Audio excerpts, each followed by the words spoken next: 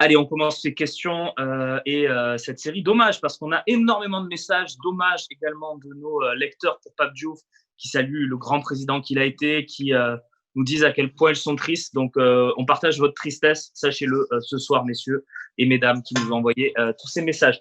Première question, tiens, elle est simple. Vous allez prendre la parole tour à tour. Quel est votre meilleur souvenir avec Pape Diouf? On en a eu beaucoup des comme ça. Votre meilleur souvenir, votre meilleur moment, tout ça. René, toi, c'est quoi ton meilleur souvenir avec Pape Diouf? Tu sais, moi, je n'ai pas spécialement de bons souvenirs parce que Pape Diouf, c'était comme ami, comme toi, comme avec Christophe, comme avec Romain. Je veux dire, on était des amis, quoi. Je veux dire, c'était pas parce que je le connaissais bien avant qu'il soit. D'abord, on l'avait reçu avec Christophe Chapuis. Je me rappelle dans les émissions qu'on faisait à ONTV. Je ne sais pas si ça se souvient. Bien sûr. Là, après, bon, peut-être. Comment il s'appelle, Romain, il en parlera. J'aurais fait venir au talk, parce que moi. Ben, raconte-le, René. Raconte cette venue au talk, c'est 2h30 sur le plateau. C'était génial, ça. Ça a été voilà. Mais si j'ai un bon souvenir avec Pape Diouf, c'est pas un souvenir personnel, c'est ce souvenir de ces 2h30 de talk dans le petit studio qu'on avait à l'époque dans un coin là. 2h30, on a rigolé, on était trop bien, on n'a pas vu le temps passer. Ça, c'est un très grand souvenir. Et moi, je sais que Pape Diouf, c'était un mec comme ça. Il venait à Radio Star, l'autre fois, dans l'émission Mon nom et Maman, on l'a reçu. Et là, l'autre jour, on l'appelle. Il vient physiquement, lui, il vient.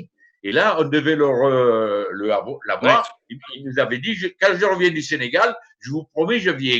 Bien et lui, sûr. il venait. Il faisait pas comme certains qui sont moins importants que lui. Ah, mais moi, je peux que par le téléphone, je peux que ci, je peux que là, parce que j'habite à Montpellier.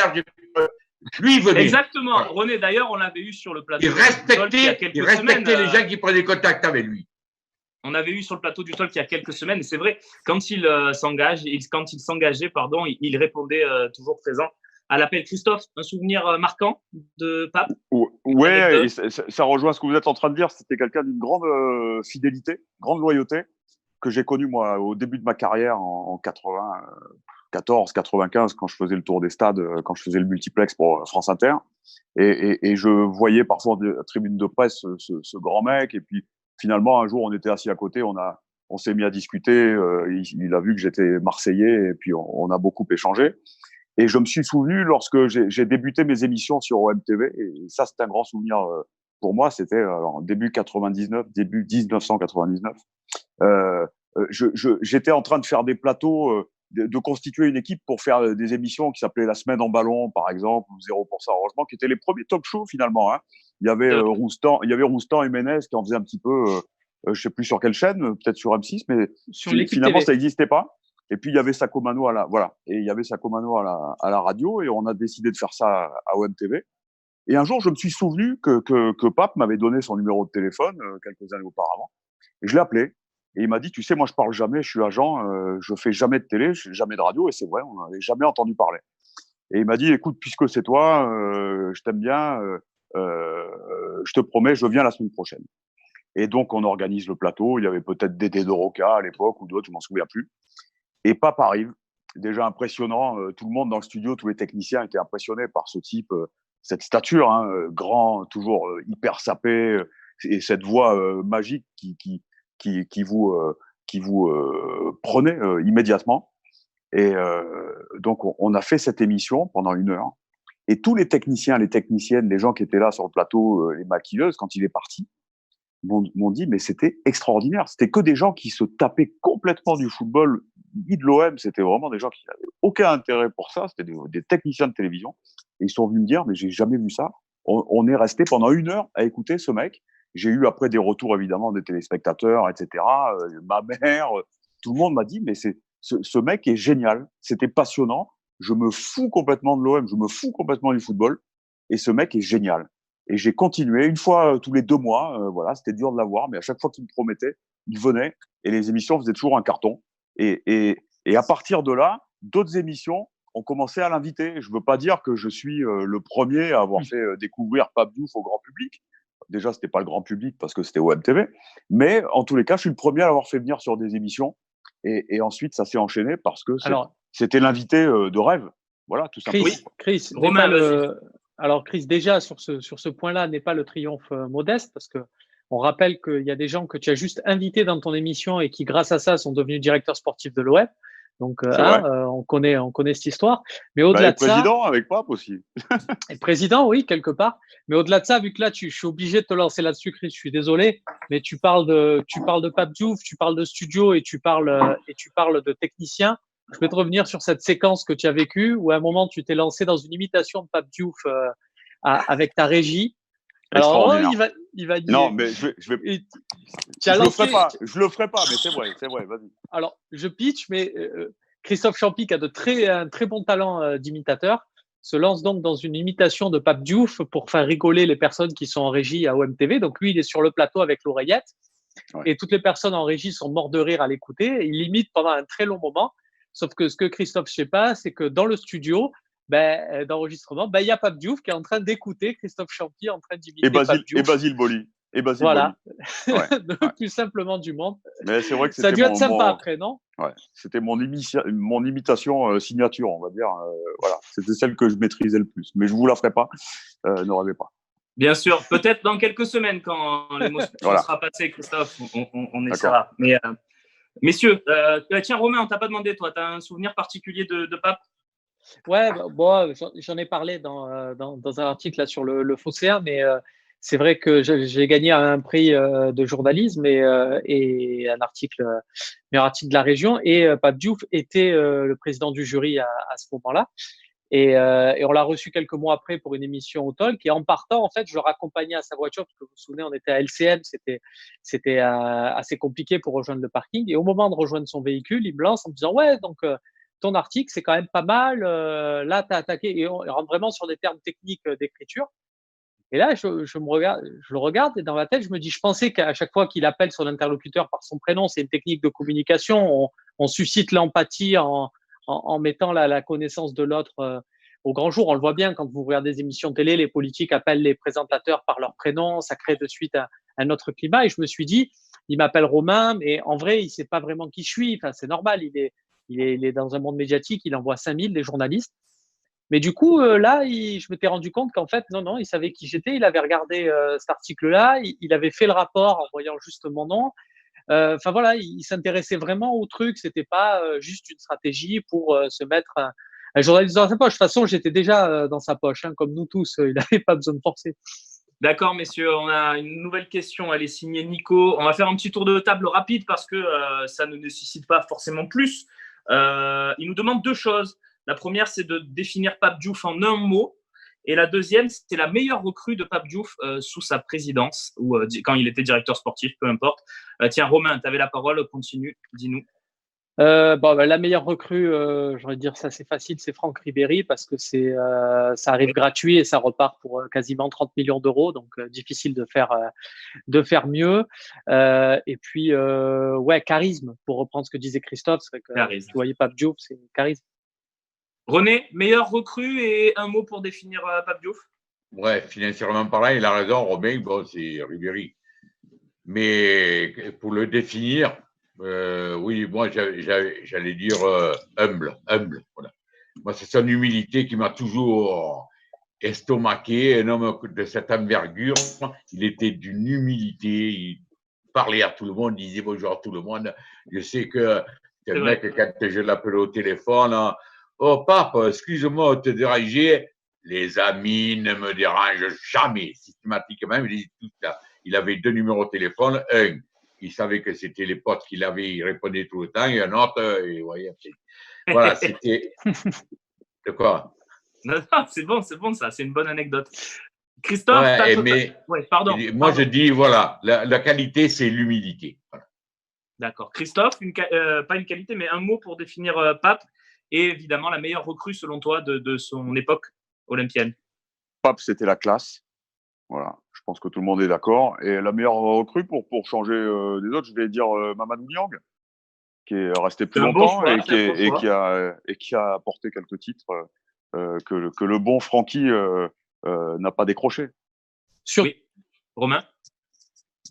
Avec Franck, c'est qu'à l'époque, sur ce mercato-là, l'OM n'avait pas d'argent. C'était un peu, il fallait faire avec l'argent des ventes. Et à ce moment-là, Diouf accepte de vendre Pedretti à Lyon. Et à ce moment-là, tout le monde se dit, mais pourquoi on se sépare de Pedretti? C'est notre…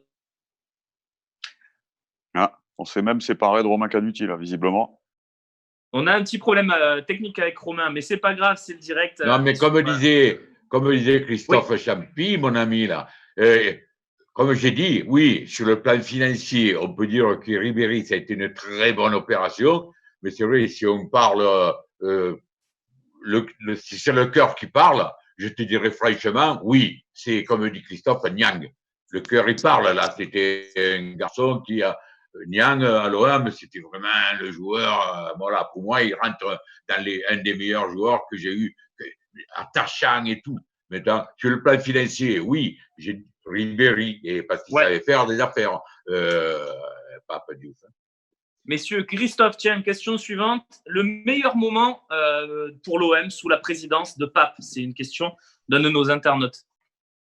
Est-ce que, comme tout le monde, tu vas nous dire ce moment où il envoie les minots au parc? Non, non, parce que moi, c'est pas une opération qui m'a passionné, cette histoire-là. Bon, on va pas rentrer dans le détail, mais voilà, moi, j'ai tellement de souvenirs de l'OM de la période précédente, on va dire, des années 90, que ça, sont pas des choses que j'ai vraiment retenues. Les meilleurs souvenirs à l'époque de Pape, c'était les mercatos. Parce que c'était toujours hyper intéressant. On n'a pas fait de trucs extraordinaires, évidemment, parce que les budgets n'étaient pas énormes. Mais j'avais toujours, je porte toujours beaucoup d'attention au mercato de l'OM parce que c'est mon métier. Mais lorsque Pape était là, je savais qu'on allait entendre parler de joueurs intéressants, de pistes intéressantes.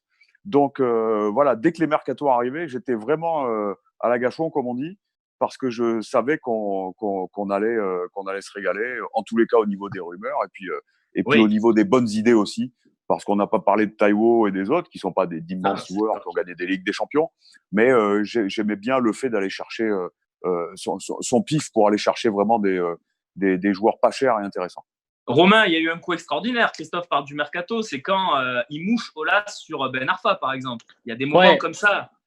Ouais, ça c'était jouissif, c'est-à-dire de voir derrière Olas convoquer la Ligue et essayer de faire annuler le transfert, ça c'était génial.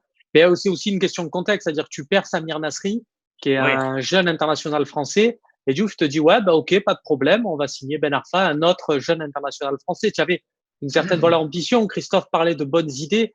Même quand tu regardes les mecs qui n'ont pas signé à l'OM, mais que Diouf voulait faire, je pense notamment quand Drogba s'en va, le choix de Pape Diouf, alors il n'était pas seul à ce moment-là, il n'était pas président, mais son choix, c'était d'aller chercher un Bulgare de Leverkusen.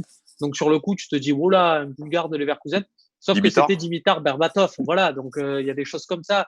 On parle aussi de Yondal Thomasson du Milan AC, qui lui plaisait énormément.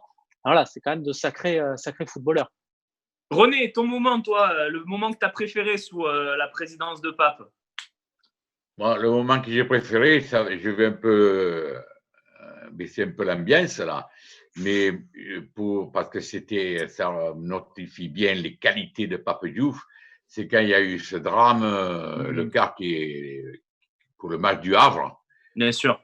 Pape Diouf, là, il peut dire qu'il y en a, ils auraient dit oui, voilà, je suis avec vous, bimaboum. Pape Diouf a été là physiquement, mais il a été là aussi matériellement pour les familles. Et ça, c'est extraordinaire. Parce qu'il n'a pas dit, ouais, mon Dieu, condoléances, c'est là. Non. Il a aidé les familles et bien comme il fallait. Il a été exemplaire. Et ça, chaque fois, on va parler de Pape Diouf sur les bons moments, les pays là, bon, d'accord, mais il y a des moments comme ça qui sont vraiment, qu'il ne faut jamais oublier, quoi.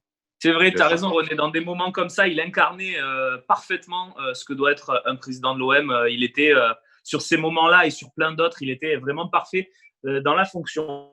Tiens, messieurs, on a une autre question. Elle rentre un peu dans ce cadre-là. Pape Diouf n'est-il pas le meilleur président qu'on ait eu à l'OM sur les 3 critères que nous énonce notre lecteur? Finance, communication, recrutement. Est-ce que vous êtes d'accord avec ça? Ou évidemment, c'est difficile de ne pas parler de Leclerc, de ne pas parler de Tapie. Tiens, René, toi, tu les as tous connus, les présidents de l'OM. Ouais, je les ai tous connus. Disons que Leclerc, Tapie étaient les 2 présidents propriétaires. C'est vrai. Pape Diouf a été le meilleur président et de loin délégué. Voilà. Comme ça règle tout. Vous êtes d'accord, les amis? Ouais. Écoute, je vais piquer la réponse de René parce que il a tout dit. C'est vrai qu'il faut toujours faire le distinguo parce que les présidents de l'OM depuis plus de 20 ans maintenant sont des employés, sont des salariés finalement. Donc il faut toujours faire le distinguo entre les gens qui ont possédé l'OM, qui possèdent des clubs de football, et puis des gens qui les dirigent. Donc voilà, c'était un excellent PDG. L'Olympique de Marseille, ça a été, c'est vrai, parmi tous les présidents délégués, je pense que ça a été le meilleur et le plus charismatique. Je ne sais pas si on va parler, parce que ça, j'ai l'en travers de la gorge et chaque fois que je peux le dire, je le dis. Quand on sait comment il a été débarqué et par qui, j'ai toujours la haine. Voilà. Alors, je ne sais pas si on va me parler de la façon dont il a été débarqué par un certain Labrune, qui a foutu son nombre de paille d'acier, et après il a levé d'acier en tant que président du conseil de surveillance, et quand il était président, plus de conseil de surveillance. J'ai une haine et j'oublierai jamais ça. Mais le message est passé, René. Évidemment, on parle de ce qu'on veut, messieurs. Hein. C'est une émission hommage. Ça concerne évidemment Pape Diouf, tout ce que mais Romain, vraiment, Romain, il y a un truc extraordinaire avec Pape Diouf, c'est que il restera comme un des plus grands présidents de l'OM, mais il n'a pas gagné. Ouais, c'est pour moi ce qui en fait le plus grand président, parce qu'en reprenant les critères que tu as donnés, regarde à quel point Pape Diouf faisait l'unanimité. René parlait des supporters et à quel point il n'y avait aucun reproche à ce niveau-là, il n'y avait aucun reproche au niveau sportif. Regarde bien et on le voit, et on est là sur ce plateau de temps en temps à défendre Jacques-Henri Hérault en disant dès qu'il y a un truc, quoi qu'il arrive, c'est de la faute de Hérault. Mais c'est la fonction à Marseille qui veut ça. Dès qu'il y a quelque chose qui se passe, au niveau des supporters, au niveau du sportif, au niveau de ce que tu veux, on dit c'est la faute du président.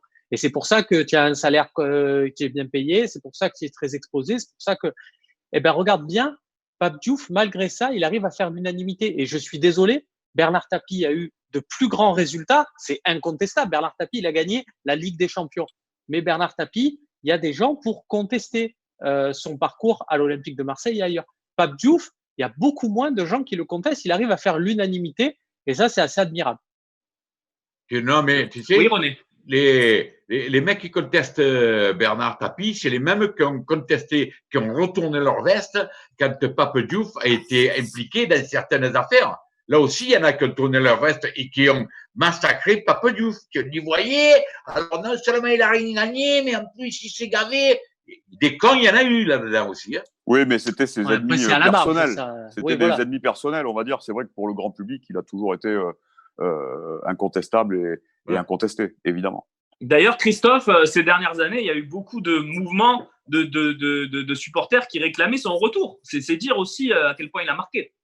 Oui, bien sûr, parce que il ne vous a pas échappé que depuis plus de 20 ans, on a eu beaucoup de présidents de passage et on a surtout eu beaucoup de périodes très difficiles. On continue d'en avoir en termes de résultats, en termes de finances, etc., en termes de crise interne également.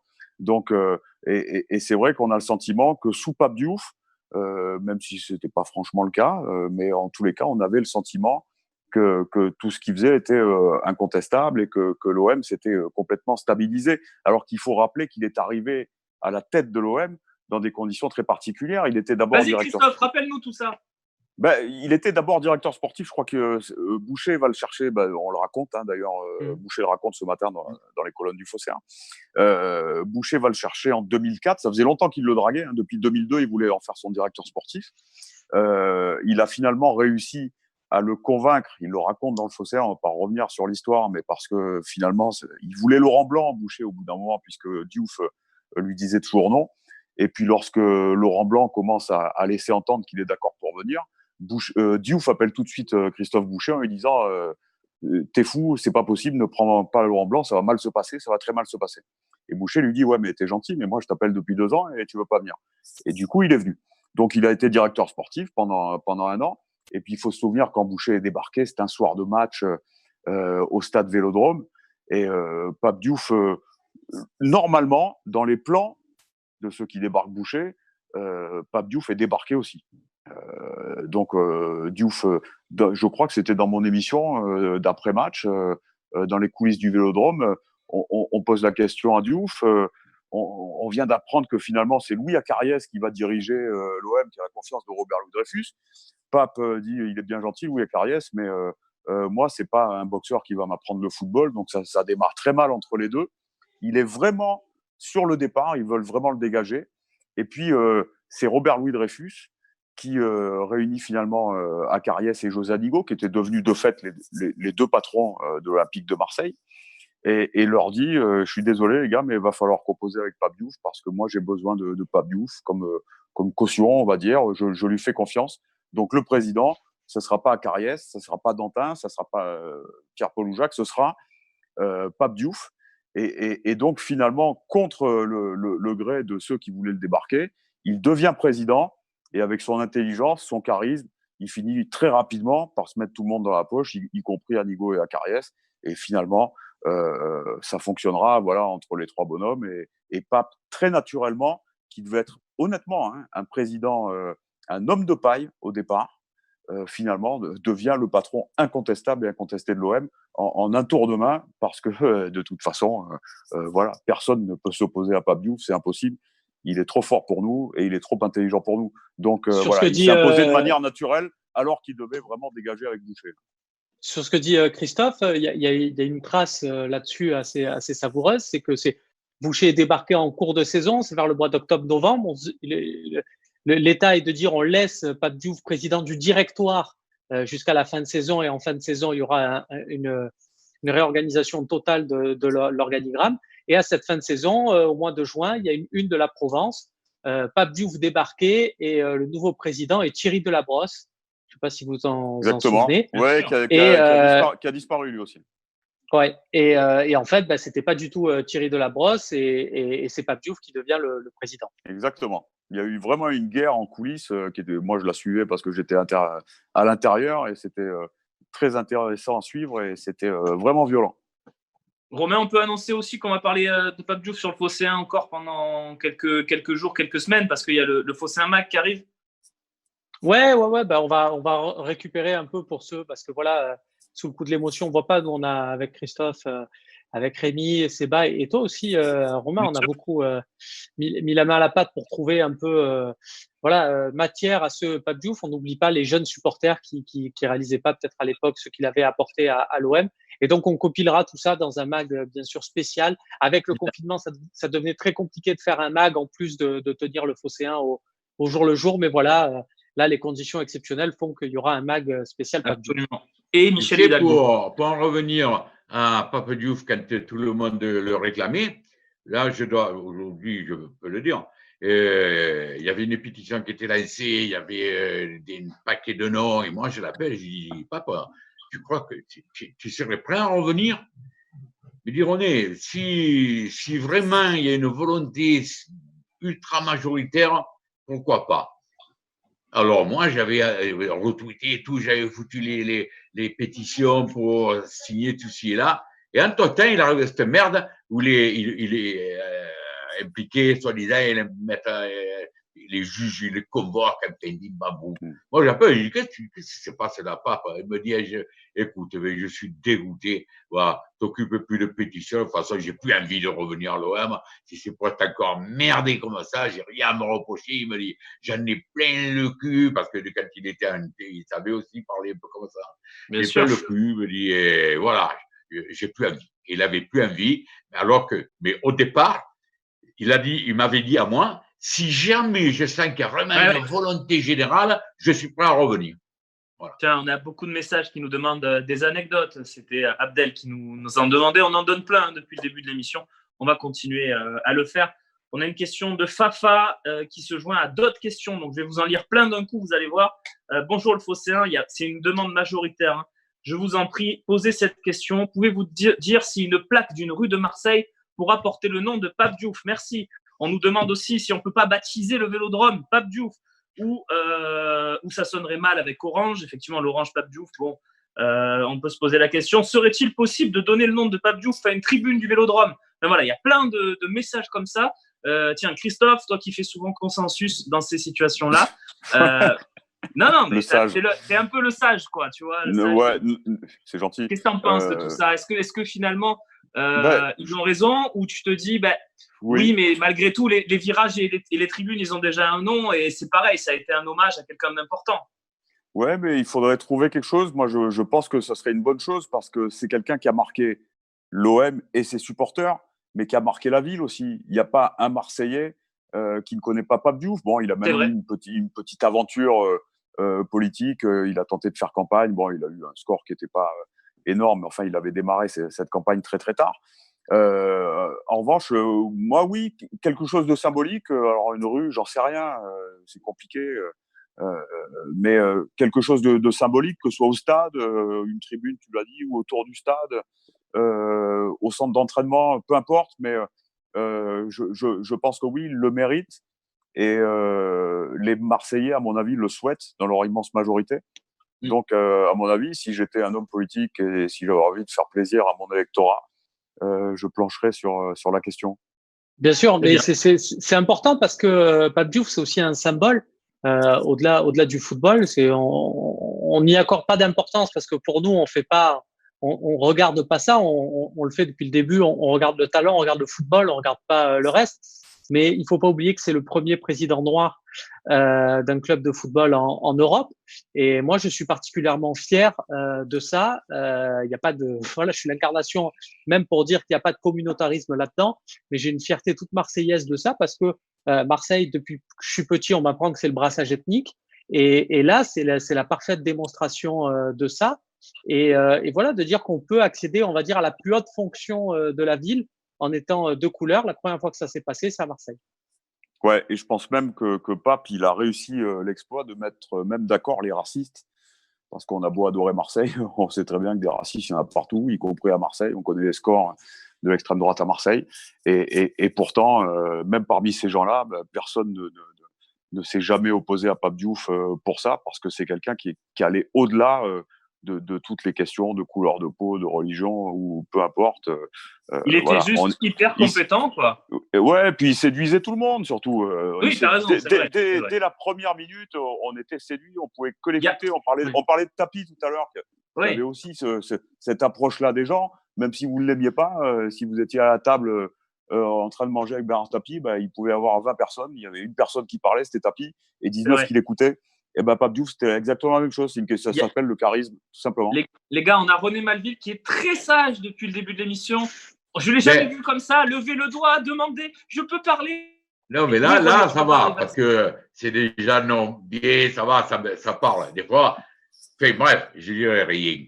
Mais pour en revenir à donner quelque chose du nom de Pape Diouf, je suis perplexe parce que si demain, quand il est mort, Michel Hidalgo, personne n'a pensé à Pape Diouf. De suite, on a commencé, il faut des là. Là, il meurt Pape Diouf. Quand il meurt Bernard Tapie, on va dire, OK, il faut appeler le stade de Bernard Tapie. Là, j'ai entendu la tribune présidentielle, on devrait l'appeler Pape Diouf. L'autre, ce matin, j'ai vu dans le fossé qu'ils veulent l'appeler le virage sud.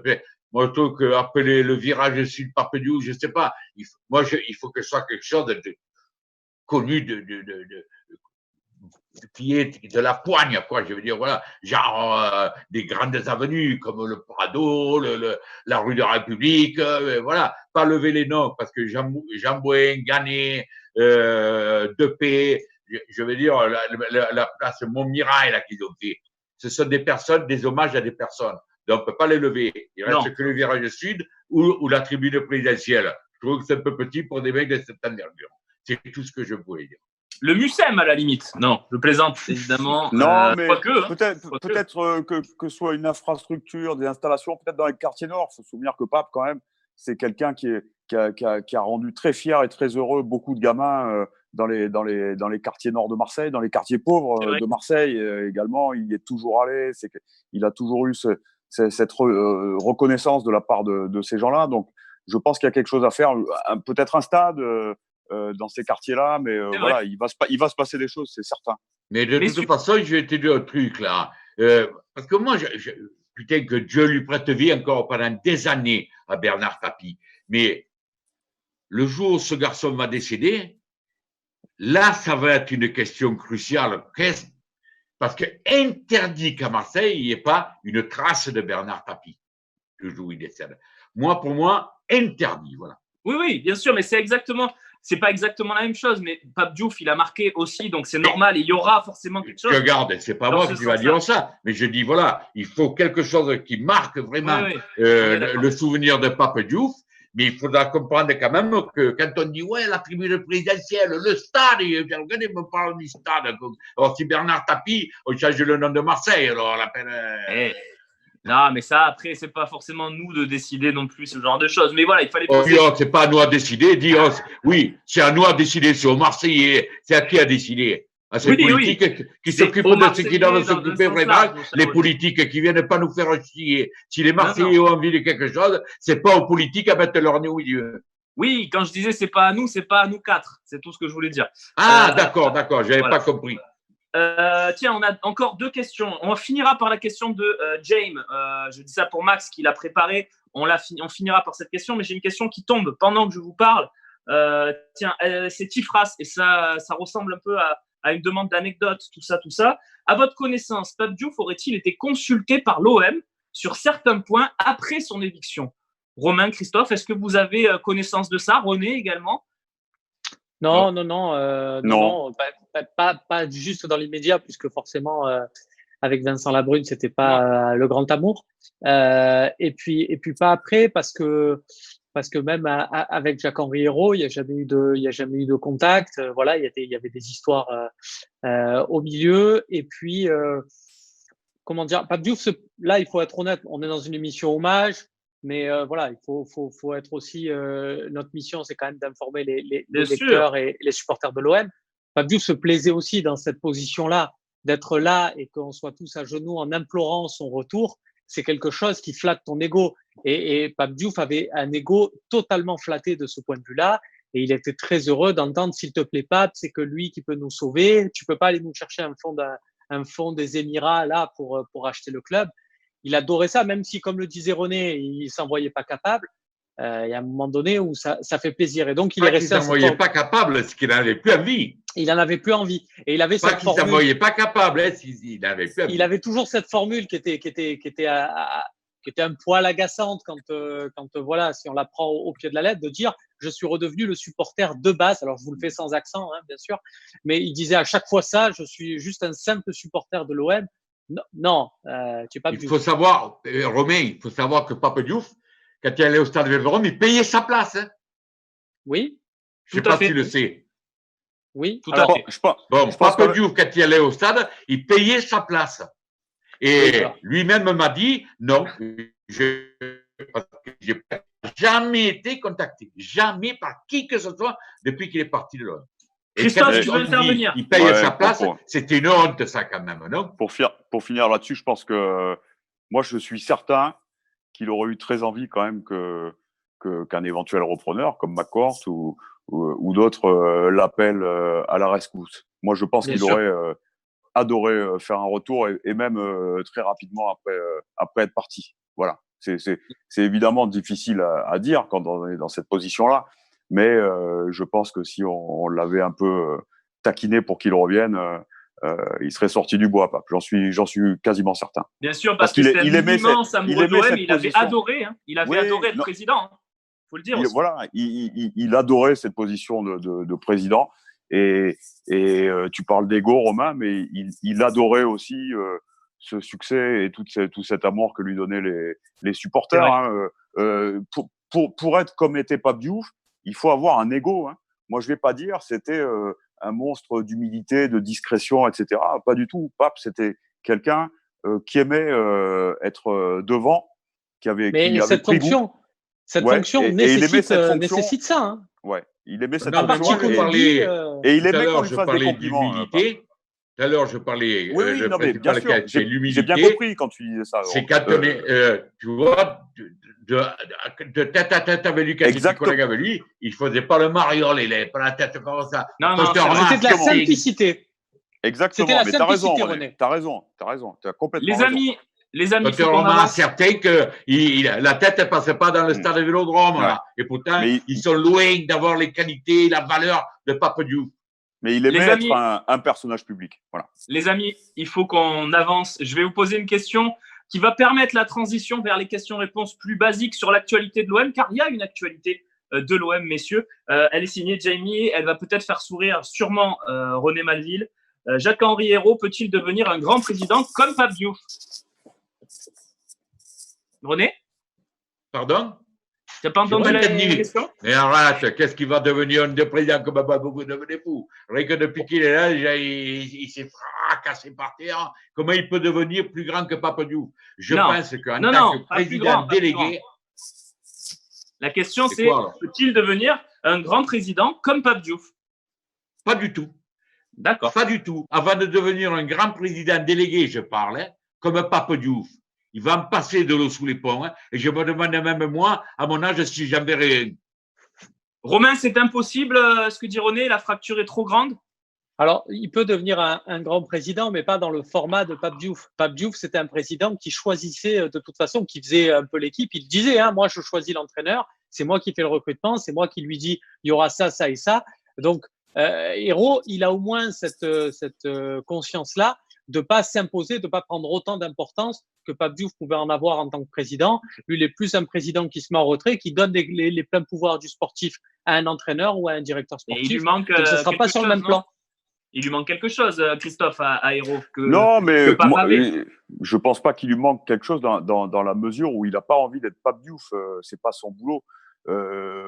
Hérault, comme j'utilisais cette formule tout à l'heure, voilà, c'est un président délégué, c'est un directeur général, on va dire, ou un PDG. Alors que Pape, même s'il était président délégué, c'était l'OM, c'était la statue de l'OM, Pape Diouf.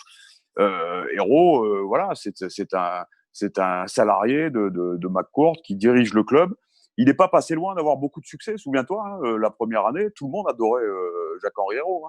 Oui, si mes souvenirs sont bons, je pense même que René, non, mais c'était vraiment. Moi, non, commencez pas à dire des conneries, Romain. Parce que moi, avant la fin de la saison, je savais qu'il avait pris Jean pour des cons. Notamment, il m'invite moi 2 mois après qu'il est là. Je lui dis des trucs. 2 mois après, il fait le compteur. Je dis, bon, lui, il nous prend pour des cons et pas bon. Et voilà, c'est tout. La fracture est grande, on le disait. On va passer aux questions-réponses traditionnelles. J'avais juste envie de vous poser celle-là pour lancer René vers une belle série de questions-réponses. On y va tout de suite.